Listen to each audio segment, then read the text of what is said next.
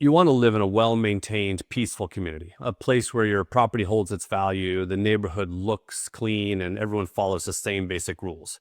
But then you hear those three letters that everyone dreads, HOA. And suddenly it feels like you just walked into a power struggle that you didn't really sign up for. And so you start asking questions like, do HOAs have any real power? What are the negatives of an HOA? Who profits from an HOA? And if we have one, can I refuse to join it? And finally, the one question most people have is, do HOAs actually do anything good? If you've ever asked these questions, listen, you're not alone. There's people all over the internet asking the same questions. So I just want to give you a few of my thoughts on that. So number one, do HOAs have any real power?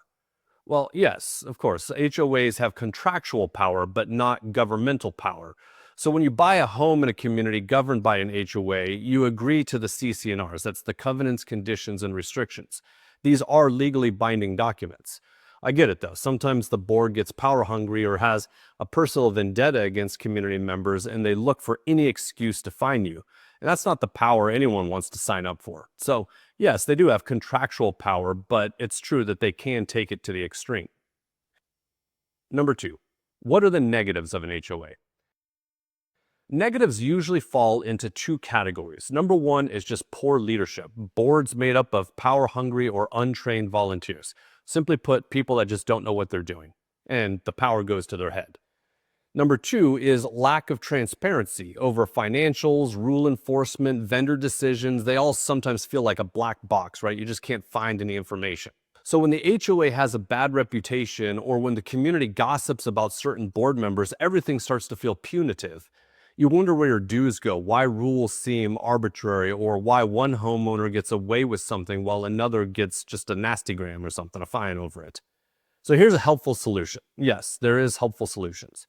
Good software. It does. It creates transparency, budget dashboards, compliant tracking, rule enforcement history. When it's all out in the open, drama seems to disappear over things like this. Number three, who profits from an HOA?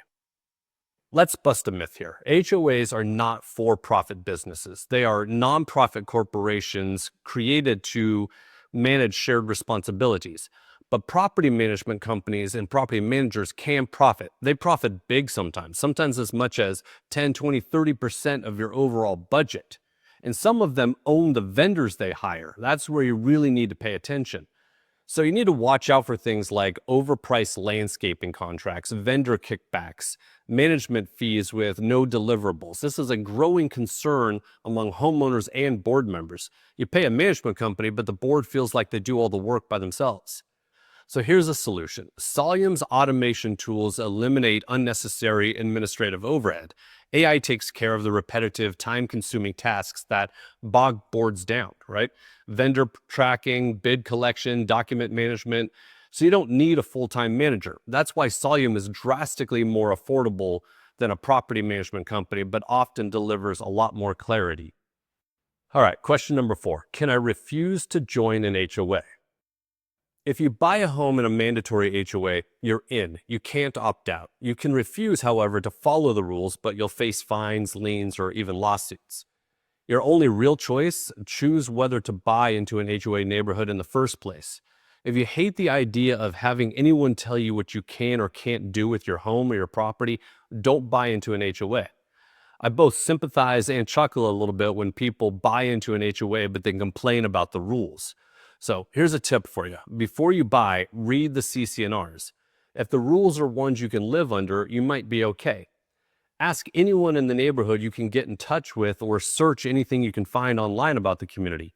Ask for the reserve study to determine the financial condition of the community. Ask if the board uses any modern software for management and rule enforcement. If they don't, run.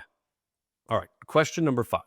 Do HOAs actually do anything good?